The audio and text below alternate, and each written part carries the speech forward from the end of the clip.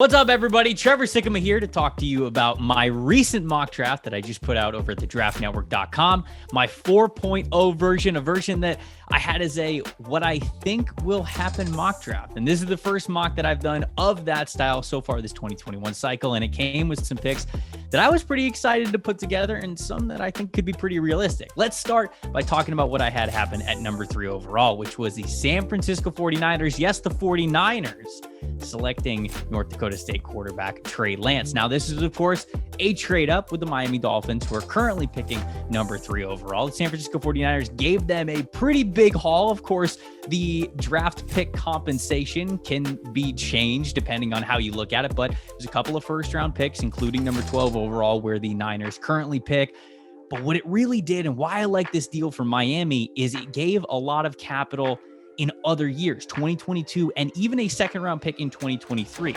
The reason why I think that matters is because I'm not so sure Deshaun Watson gets dealt before this draft, but I know that the Miami Dolphins are going to want to be in on the conversation if that happens to open up outside of draft weekend, say later this offseason or maybe into next year. If they get further draft capital down the road, that makes them a team that can continue to be in the conversation to outbid anyone if and maybe when Deshaun Watson becomes available. Why does it make sense for the Niners? Well, they're coming to the close of their winning window and they needed a quarterback upgrade. I think that Jimmy Garoppolo can win in this league. Can he win you the big one? I'm not so sure. And I'm not so sure Kyle Shanahan thinks so either. Now, he's not going to move on from Garoppolo for anybody, but moving up to 3, I have him taking Trey Lance. A lot of people said, hey, why not Justin Fields? It really could be either guy. I think that if Shanahan gets his hand on either of these guys, they have such a high ceiling. Great athletic profile, can bring something to the game with their legs, and also great arm to stretch the field as well. I think that you get a guy like Kyle Shanahan who's done a lot of great work with QBs.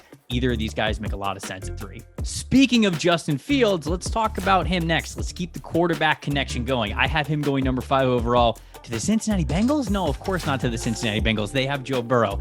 I have the Carolina Panthers moving up from number 8 to number 5. I think this is very plausible, if not a bigger trade up potentially for the Carolina Panthers. That we already know that they made a huge offer towards Matthew Stafford that got outbid by the Los Angeles Rams. And so they're in on it. David Tepper, the owner there, Matt Rule, the head coach. I mean, they are in on getting a quarterback upgrade, and they're going to be willing to pay almost any price, it seems. I know that they're in on a Deshaun Watson talk as well. So instead, I don't have them getting Deshaun Watson. I have them upgrading it via the draft. They move up a couple of spots, 8 to 5. That's not a big jump. I have them giving up 2 second-round picks. The framework for that came from when Buffalo traded up from number 12 to number 7 with Tampa Bay back in 2018. That was a second-round pick or 2 second-round picks there. So it makes sense for 2 second-round picks to get it done here. Now, Justin Fields in Carolina makes total sense. It's the big upgrade that they need. It's the bigger arm, the faster arm, the more athleticism. I mean, just the ceiling is blown through the roof, especially when you consider what they have in Teddy Bridgewater. Bridgewater was fine, but he was exactly what they knew they were getting when they signed him last year. He had a lower ceiling. He had a higher floor.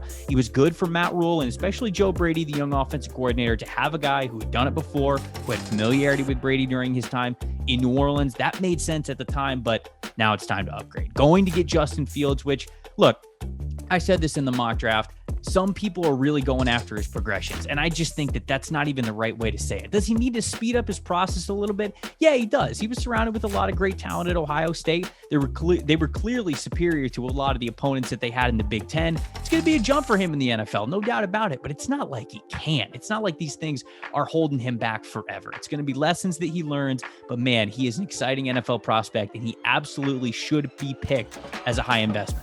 Next, we're going a little bit out of order. We're bumping back from 5 to 4. Just wanted to continue the quarterback talk before we moved back a little bit. We've got to talk about the pick at number 4 overall. It's the Atlanta Falcons. They're staying at that spot, and I had them selecting Florida tight end Kyle Pitts. This is a high ceiling for a tight end, right? We've talked about this before. How high can tight ends really go? We saw it in 2017. O.J. Howard, we thought he was going to be a top 5 pick, ended up being picked until number 19. And so you go, okay, sure, everybody likes Pitts, but how high is a tight end going to go?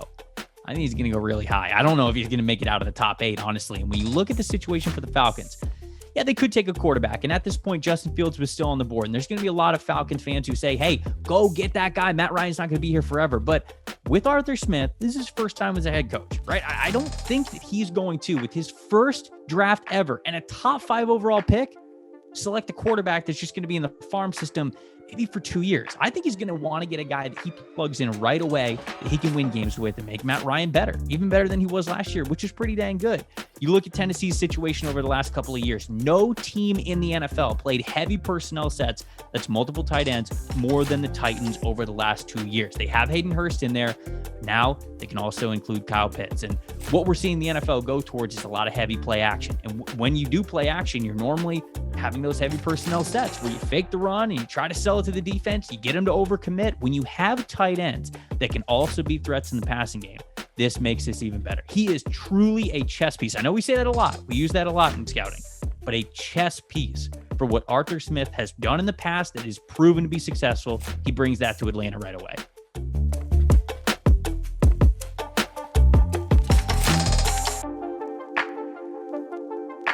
All right, hopefully you guys missed the quarterback talk because we're going straight back to quarterback for this one. We have to talk about Mac Jones' landing spot because this makes it 5 quarterbacks in the top 15. I have the Washington football team moving up from 19 to 13 with the Los Angeles Chargers trading back and getting Mac Jones. Now, some people are going to sit here and be like, no, don't trade up for Mac Jones. What are you doing? One, calm down. Mac Jones ain't that bad. I mean, like we're talking about, yeah, his arm isn't as good or doesn't have as high of a ceiling as some of the other guys in this class. But from multiple sources, I've just heard about how much of a leap he took in his processing and what you could put on his plate and his decision-making, how much confidence he had in that throughout the season in Alabama.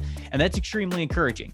The other side of the coin is Washington don't have options right now. I mean, you can sit here and say like, oh, Washington, I don't want them to draft Mac Jones, but I'm just telling you, they're not going into next year with the quarterback room that they have right now. In fact, if they move on from Alex Smith, they save a lot of money. Of course, you got to do that the right way. This is a comeback player of the year, a guy who's given a lot, truly a lot to your franchise. And I think that they'll do that correctly. Ron Rivera is the kind of guy to do that. But even with Alex Smith gone, who's left in the quarterback room? Taylor Heinicke? I know he's exciting, but you got to have a higher ceiling than that. You can't go into next year with just Taylor Heinicke as your starting quarterback or any of the other guys that they have in there for that matter. You got to go up and get a guy that the franchise can get behind. As cliche as it sounds, to sell tickets, to get confidence up, to get people excited. And I know that Mac Jones won't be as exciting as a Trey Lance or a Justin Fields or a Zach Wilson on draft night, but he really could throughout the year give Washington the offense that they need to keep things moving. Oh, this one's the one that everybody has been waiting for. Number 16 overall, and the New York Jets trading up for a running back. Trevor, how could you? It's the most unpardonable sin in draft lore. Look, I get it. People look at running back and they say, you could get one as an undrafted free agent. You can get one later in the draft. And I agree with you. There's so many great running backs that can be had at any point in the draft.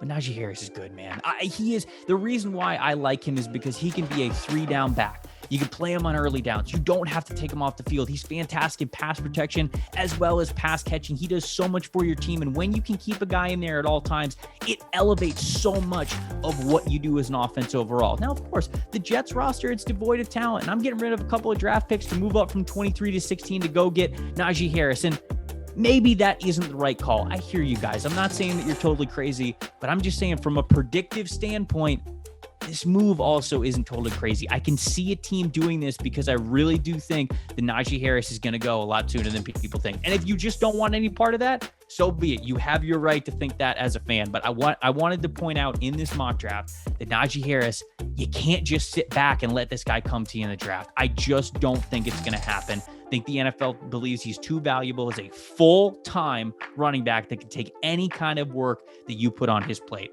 I had the Jets going up to get him. You bring in Zach Wilson at number 2 overall. You bring in Najee Harris as well, and you get a couple of great draft picks in day 2. Man, I don't know. That sounds like a win to me, but I understand the guys who are all about not spending draft capital for a running back. They're going to hate it no matter what.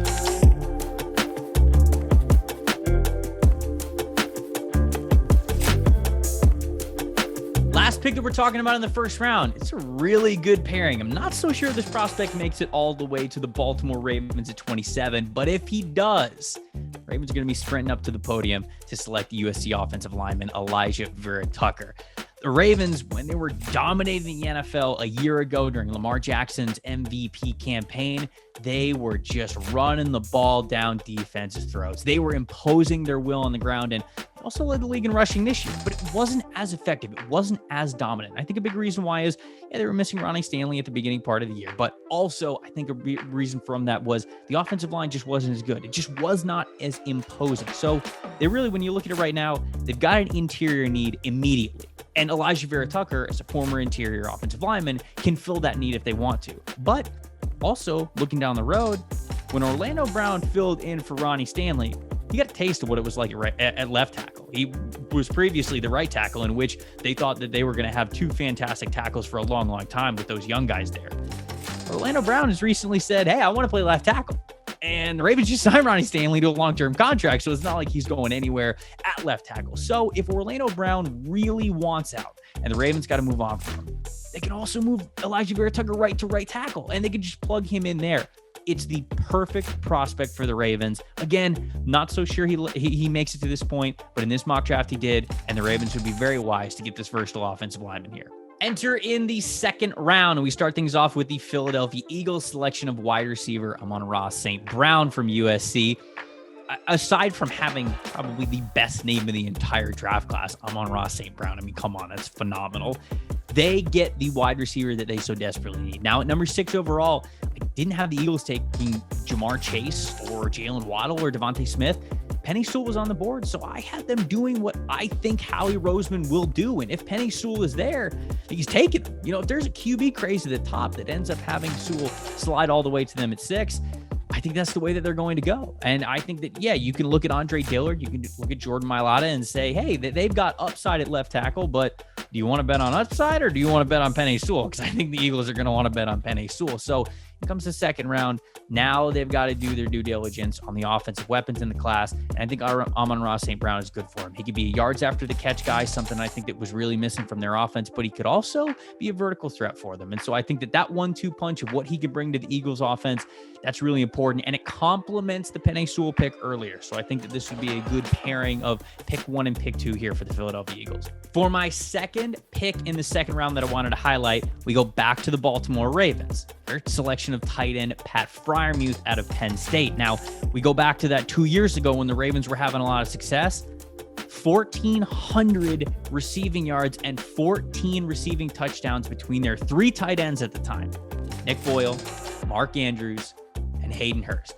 They ended up trading away Hayden Hurst, didn't really replace him, and then this year they just tried to kind of run the same offense with less tight ends, and it didn't exactly work. Nick Boyle is more of a blocking tight end to Hayden Hurst's receiving ability anyways, and so I think the Ravens were a lot better when they were able to run that style of offense, where just like the Titans, just like I'm predicting with the Atlanta Falcons, they can succeed with those heavy packages. They can put a variety of different tight ends on the field and have a variety of different mismatch options, whether they're on the line of scrimmage or even out in the slot. I think that for Freiermuth not being that exact baby Gronk mold that we projected him to be a couple years ago, he's still a really good all-around tight end. He brings good speed and size to the position, and I think that you could play him in a variety of different spots. This is the Hayden Hurst replacement. Go get another tight end to put in the offense and be able to run what you want to run, and I think the Ravens really felt that this year, and that's why this could be a great selection for them in the second round. Third round now, we're talking about the Dallas Cowboys, and in the third round, I had them selecting Stanford offensive tackle Walker Little, and just individually, this is a massive offensive tackle prospect, a former 5-star,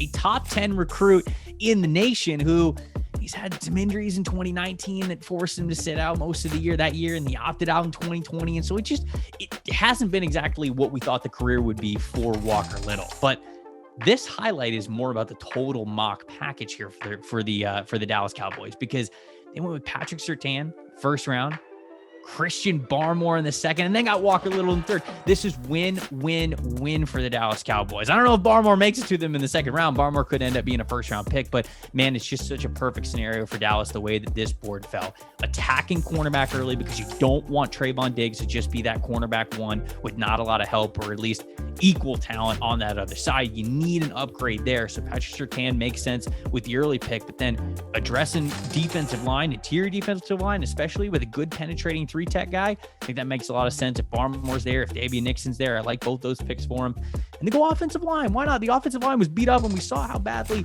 that held the Cowboys offense back. You hope that Dak's back and he's ready to go. You hope the offensive line's as good as it can be. And Tyron Smith, he's not going to be there forever. So even if Walker Little's not playing the first year, which I would probably advise, you get him to sit behind Tyron Smith, that's a win for me. Final pick that we're going over. Wide receiver Amari Rodgers from Clemson going to the Tennessee Titans in the 3rd round.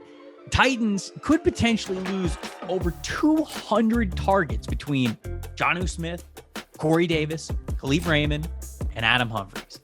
It's basically A.J. Brown right there. That's the guy. That's the main guy who's coming back. And who knows what the rest of that wide receiver room is going to be. Amari Rodgers has had a big-time emergence, I think, over the last couple of years, especially this year in college football. He's proven to be a guy who you could get the ball in his hands at any time, and he can make magic happen after the catch. That's that quick hit game that they might be leaving behind with Adam Humphries moving on elsewhere. And then he can also attack deep down the field. I think that was an area of his game that we really saw him show off with Trevor Lawrence this year. And that could be a potential Corey Davis replacement. So whatever you need Amari Rodgers to be, I think he can be that for Tennessee. I don't think he's going to be the only wide receiver addition the Titans have this year. Of course, things are going to look a little bit different with Arthur Smith moving on to the Falcons, but they're going to try to infuse some new juice into this offensive passing room. And I think that Amari Rodgers is a great place to start.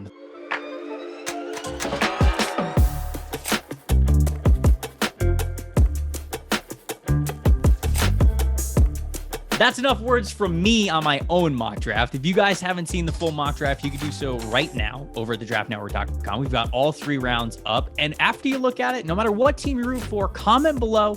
Let me know what picks you liked and didn't like. We can talk about it there.